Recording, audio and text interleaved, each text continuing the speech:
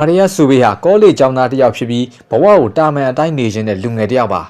သူ့ကောင်မလေးကိုစာမေးပွဲမှာစာပြဖို့တောင်ကြောက်ရွံ့ခဲ့တဲ့လူကြောက်လေးပေါ့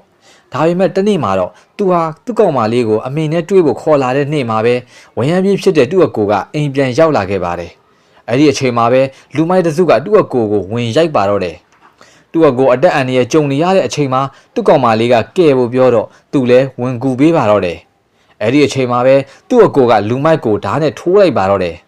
ဒီအမှုကြောင့်သူဟာလူကြားထဲမှာခွေးရိုက်နွားရိုက်ခံရပြီးသူ့အကိုနဲ့အတူအဖမ်းခံခဲ့ရပါတယ်ဒါပေမဲ့ကောင်မလေးကတော့သူ့ကိုမတိကျင်အောင်စောင့်နေခဲ့တာပါထောင်နဲ့ရောက်ပြီးမကြခင်မှာပဲပေါ်ဒရာဆိုတဲ့ထောင်လူမိုက်တယောက်ကအရက်တပလင်လောက်တောက်ရဖို့အတွက်သူ့အကိုကိုရရဆက်ဆက်တက်ဖြတ်သွားပါတယ်ကောင်မလေးကထောင်ဝင်စားလာတွေ့ပေမဲ့သူ့မိဘတွေကတခြားတယောက်နဲ့လက်ထပ်ပြီးတော့မဲဆိုတာပြောလာပါတယ်အခုလိုမတရားမှုတွေတစ်ခုပြီးတစ်ခုကြုံခဲ့ရပြီးတဲ့နောက်လူကြောက်လေးမာရီယာဆူဘေးရဲ့စိတ်တွေဟာ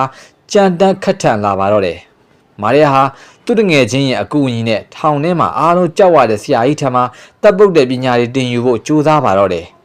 ဆရာကြီးလည်းစိတ်အားထက်သန်လာတဲ့မာရီယာကိုလက်ခံလိုက်ပြီးကိုယ်ခံပညာတွေကိုစတင်ပြီးတော့တင်ကြပေးပါတော့တယ်ပြီးရနောက်မှာတော့ထောင်ရဲ့ထုံးစံအတိုင်းမကြေနပ်တဲ့ကောင်ကိုပြန်တက်လို့ရတဲ့လူသက်ပွဲကျင်းပပါတော့တယ်အဲ့ဒီပွဲမှာသူ့အကိုကိုရဲရဲဆက်ဆက်တက်ခဲ့တဲ့ထောင်လူမိုင်ကြီးပေါ်ဒရာကိုတယောက်ချင်းစိန်ခေါ်ထိုးတက်ပါတော့တယ်သူဒီကိုဒီထိုးတက်ပြီးတော့ပေါ်ဒရာကိုအတေတက်ပြီးလက်စားချေနိုင်ခဲ့ပါတယ်ပေါ်ဒရာကိုလက်စားချေပြီးတဲ့နောက်မှာတော့မာရီယာဟာထောင်ရဲ့ဘယံတစ်ပါးဖြစ်လာပါတော့တယ်အဲ့ဒီနောက်မှာတော့မာရီယာဟာသူ့တငယ်ချင်းမူနစ်နဲ့ယထာလန်းကနေတဆင့်ထောင်ဖောက်ပြေးဖို့ကြံပါတော့တယ်အဲ့ဒီအချိန်မွန်ပိုင်းမှာဇူဘေးနဲ့ဒီလာဝါဆိုတဲ့တမျိုးလုံးကဖိမ့်တုံအောင်ကြောက်ရတဲ့ဂန်စတာညီကိုနှစ်ယောက်ကချီဆိုးနေပါတယ်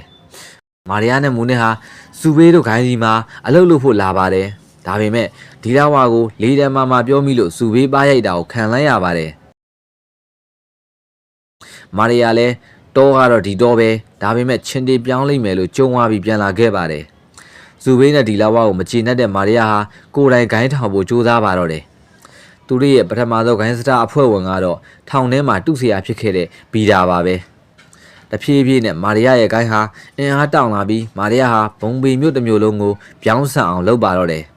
ပထမဆုံးလက်စားချေမှုအနေနဲ့သူ့ကိုခွေးရိုက်နွားရိုက်ပြီးဖမ်းဆီးခဲ့တဲ့ရဲမှုကိုပွဲတော်အလဲမှာတူဖက်နဲ့ပါရိုက်ပြီးစုပ်ပြတ်သက်သွားအောင်လက်စားပြန်ချေပါတော့တယ်